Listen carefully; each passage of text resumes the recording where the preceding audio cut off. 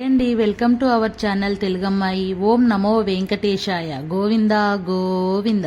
తిరుమల అంటే కేవలం శ్రీవారి ఆలయం మాత్రమే కాదు. ఆ పవిత్ర కొండల్లో అడుగడుగున ఎన్నో ఆధ్యాత్మిక విశేషాలు దాగి ఉన్నాయి. అలాంటి ఒక విశిష్టమైన పవిత్రమైన ప్రదేశమే శ్రీవారి పాదాలు.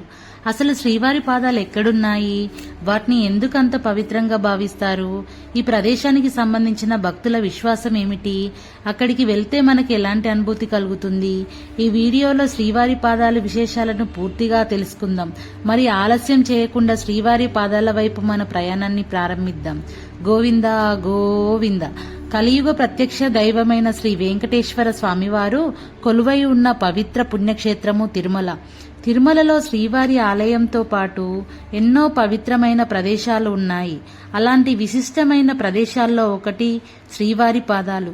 ప్రకృతి అందాల మధ్య కొండలపై ఉన్న ఈ పవిత్ర స్థలానికి వెళ్లే భక్తులకు ఒక ప్రత్యేకమైన ఆధ్యాత్మిక అనుభూతి కలుగుతుంది. శ్రీవారి పాదాలని ఎందుకు పిలుస్తారో తెలుసా? భక్తుల విశ్వాసం ప్రకారం, తిరుమల క్షేత్ర పురాణ విశ్వాసం ప్రకారం శ్రీ వెంకటేశ్వర స్వామివారు వైకుంఠం నుంచి భూలోకానికి వచ్చి తిరుమలలో మొదటిసారిగా అడుగుపెట్టిన ప్రదేశం ఇదేనని భక్తులు విశ్వసిస్తారు. ఆ పవిత్ర పాదముద్రలు నారాయణగిరి ప్రాంతంలో ఉన్నాయని విశ్వాసం. అందుకే ఈ ప్రదేశానికి శ్రీవారి పాదాలు అనే పేరు వచ్చింది. ఇంకా ఇంట్రెస్ట్ కరమైన విషయం ఏమిటంటే, ఈ మొదటి అడుగు పెట్టిన సందర్భాన్ని గుర్తు చేసుకుంటూ ప్రతి సంవత్సరం శ్రీవారి పాదాల వద్ద ఛత్రస్థాపనోత్సవం జరుపుతారట. తిరుమలలోని నారాయణగిరి ప్రాంతంలో ఉన్న ఈ పవిత్ర ప్రదేశం చుట్టూ పచ్చని చెట్లు, కొండల ప్రకృతి అందాలు కనిపిస్తూ ఉంటాయి.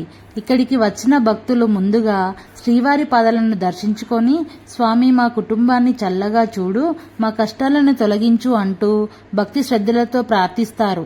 ఇక్కడ ఉన్న పాదముద్రలను చూస్తే కలియుగ ప్రత్యక్ష దైవమైన శ్రీవారు ఈ పవిత్ర కొండపై నడిచినప్పుడు ఆయన పాదస్పర్శ పొందిన ప్రదేశం ఇదే అనే భావన భక్తుల మనసులో కలుగుతుంది.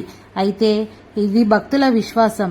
తిరుమల క్షేత్ర సాంప్రదాయంలో చెప్పబడే కథనమని మనం గుర్తుంచుకోవాలి. శ్రీవారి పాదాలను దర్శించుకున్న మీ అందరికీ ఆ స్వామివారి ఆశీస్సులు ఎల్లప్పుడూ ఉండాలని కోరుకుంటూ గోవింద గోవింద. ఈ వీడియో నచ్చితే లైక్ అండ్ షేర్ చేసి కామెంట్ రూపంలో మీ సందేశాలను తెలియజేయండి. మా తెలుగమ్మాయి ఛానల్ని సబ్స్క్రైబ్ చేయండి.